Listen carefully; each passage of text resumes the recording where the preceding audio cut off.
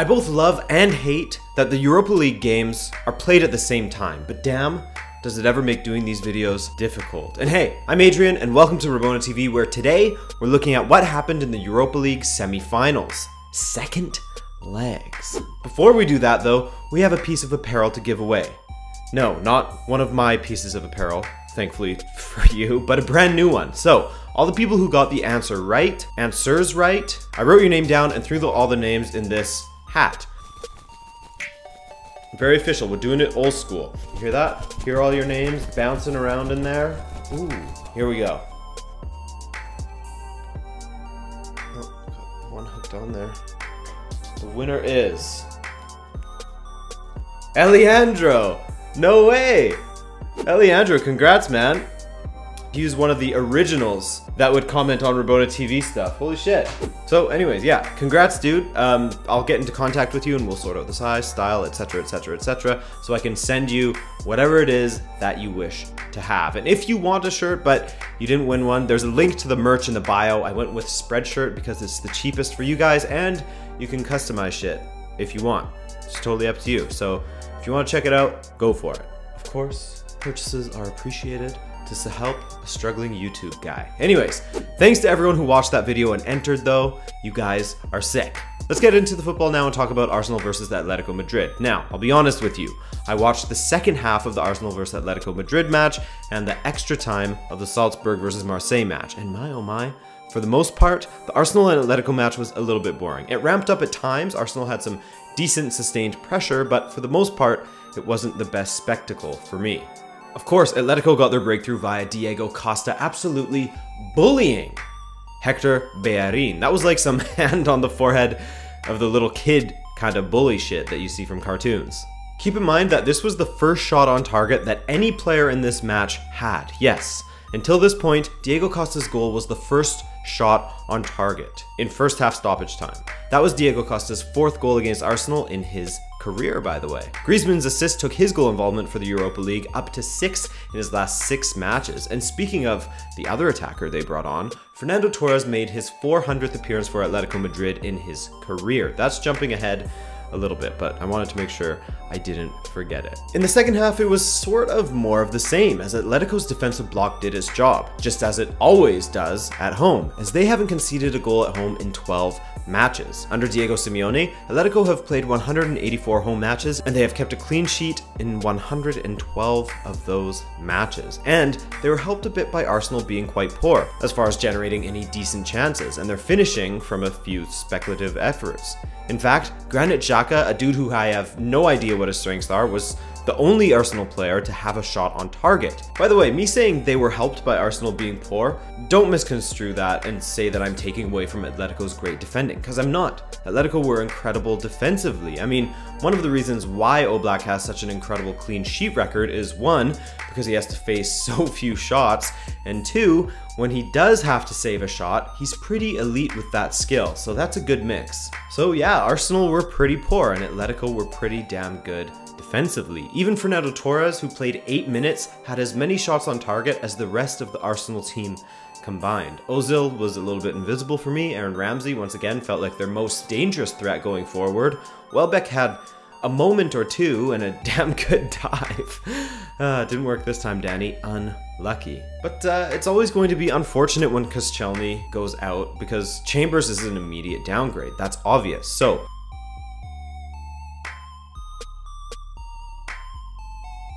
where it is now sealed in history that he has and never will win a European Cup with Arsenal, the team that he completely revolutionized. I don't know if he got his tactics right or wrong, but in general, the team just doesn't have enough quality. I mean, I was speaking to my friend Russ about this earlier, actually, shout out Russ, and he was saying that seeing the Arsenal squad, he sees similar characteristics and players of a similar caliber to those that he got used to seeing when Liverpool went through their weird cycle. You know, players like Barini, Balotelli, when they got Ricky Lambert, getting people in the midfield the caliber of like Charlie Adam, Downing, etc. Are we going to look back at the Arsenal players right now that they have, like Mustafi, Xhaka, and Welbeck, and think they were the equivalents to like Aquilani, Carroll, Barini, etc.? Because it certainly feels like Arsenal is going through that sort of weird time right now with the players that they have. A lot of dead ends in my opinion, but that's coming from someone who's not an Arsenal fan, so I'd be interested to hear an Arsenal fan's opinion. Is it totally off base to compare Liverpool's crap team from back in the day to the Arsenal team now?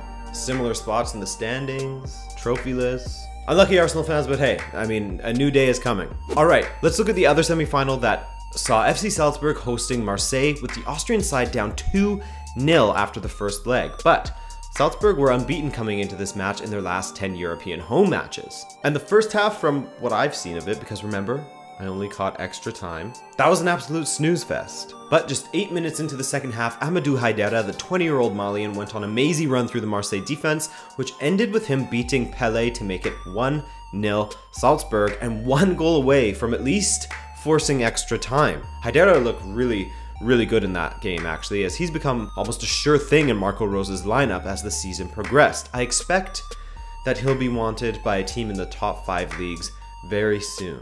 If he doesn't leave this summer, maybe in the winter or the next. Salzburg kept up the pressure, and in the 65th minute, 12 minutes later, a Chaverschläger strike bounces in off of Bouna Sarr. Now, you guys know I've been backing Salzburg since the round of 16, and I feel bad with how they eventually went out of the competition. Spoiler alert. However, with their equalizer, should it not have been given for offside? I mean, the linesman was standing right in line with them, so maybe he saw something I missed, but it looks like it should have been offside. I mean, unless I'm missing something, but you guys let me know. Regardless though, we have learned this week that without VAR in the UEFA competitions, we have to just accept whatever happens officiating wise. Speaking of which, Marseille had a decent penalty shout in the 86th minute when a Thauvin shot struck the arm of the Salzburg defender. It was from point blank, but with his arm sticking out so far, you've seen them given before for things like this. That's a talking point, as I personally think it should have been given. So the match concludes and we go to extra time, where it's as even as ever, with the edge as far as chances go, perhaps tilting towards Salzburg, although Marseille had a lot of dangerous ones too. Nobody is really putting anything on frame or getting it past the defender who's trying to block it. And speaking of blocking, in about the 115th minute, it was Salzburg's time to lack a bit of luck when a Marseille shot struck off of one of their own players, but the referee gave a corner kick. It shouldn't have been a corner kick in the first place, but it was, and what followed.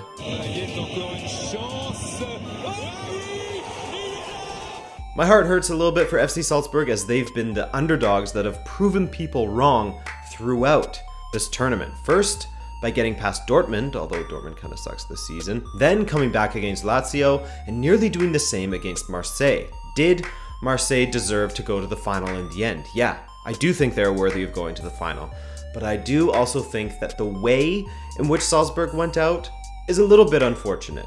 You gotta feel for them, at least a bit. With all of the refereeing controversies this week, the last thing that UEFA needed was even more cause for discussion, but it happened. It's another talking point, and hey, we just gotta live with it. As I said in my last video, every team in this tournament has to have a bit of luck every once in a while. Hell, in breaking down the Liverpool versus Roma match, Lampard, Rio, and of course Gerrard all agreed that any team needs luck on their side to win a cup, and I totally agree with them. And as far as Marseille versus Salzburg go, I guess Salzburg luck had just run out on this occasion. Take nothing away from the incredible season they've had though. Marco Rose has achieved something really impressive with FC Salzburg. It's going to be a really good final. I'm looking forward to this one. It's on a Wednesday, so I can do a watch along with you guys. All right. Thank you so much for watching this video, you guys. If you enjoyed it, then drop a like. Consider subscribing if you're new to this channel, and have yourself a lovely weekend. Peace.